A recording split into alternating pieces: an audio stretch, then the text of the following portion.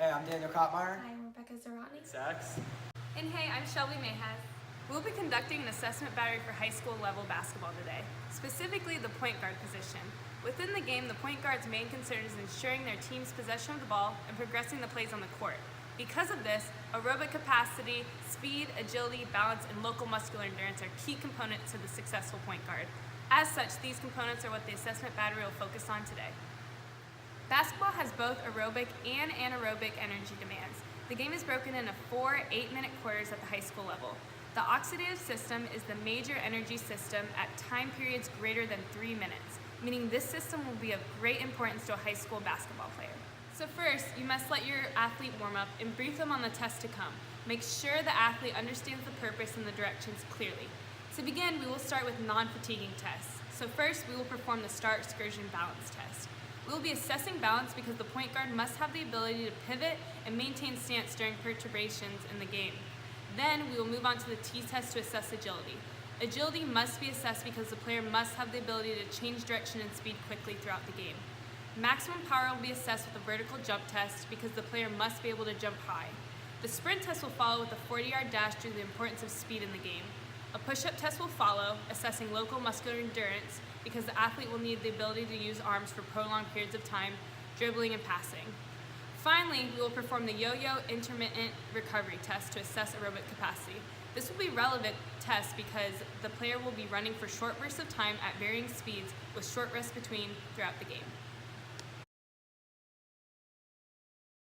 All right, the first assessment we'll be conducting is a balance assessment. We're going to assess single leg stance balance through the STAR Excursion Test.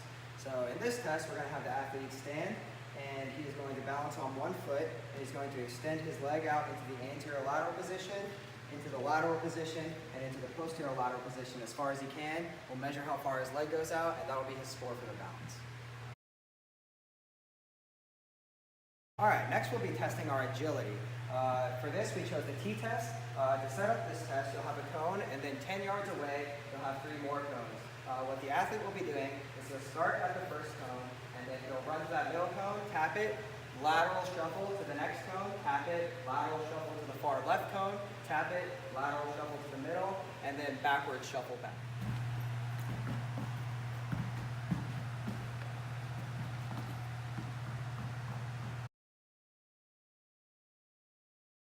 All right, our next assessment will measure lower extremity power through one standing vertical jump.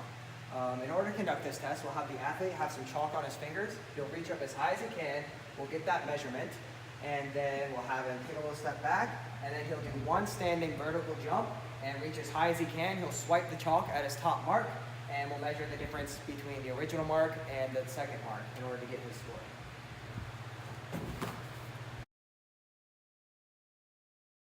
Next, we'll be assessing the athlete's speed, and we're going to be doing this through a 40-yard dash. In this, we'll assess his ability to generate anaerobic energy and to increase his acceleration.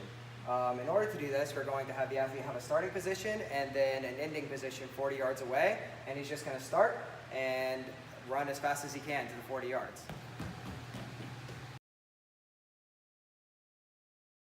All right, in our next assessment, we'll be measuring muscular aerobic capacity. In this, we're going to have the athlete perform as many push-ups as he can in 1 minute.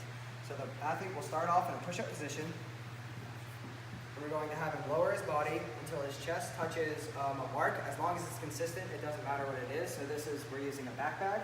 And he'll come up and he'll repeat that until 1 minute has passed. And his maximum push-ups will be his score for this test. Our last assessment will assess total aerobic capacity. For this, we're going to use the yo-yo intermittent recovery test. In this test, it's a little bit of a complicated setup, but what we're going to have is we're going to have 3 cones in total.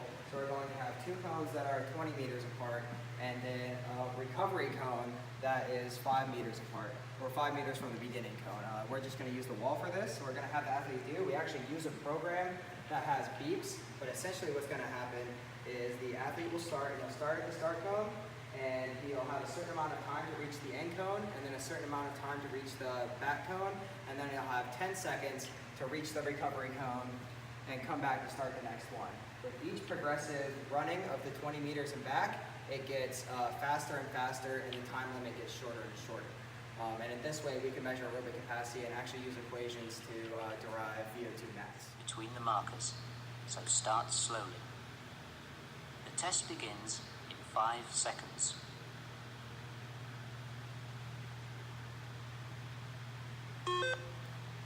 Five, 1.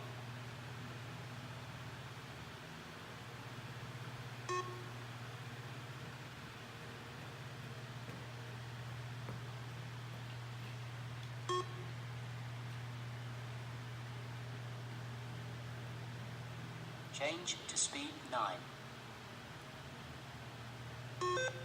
9, 1.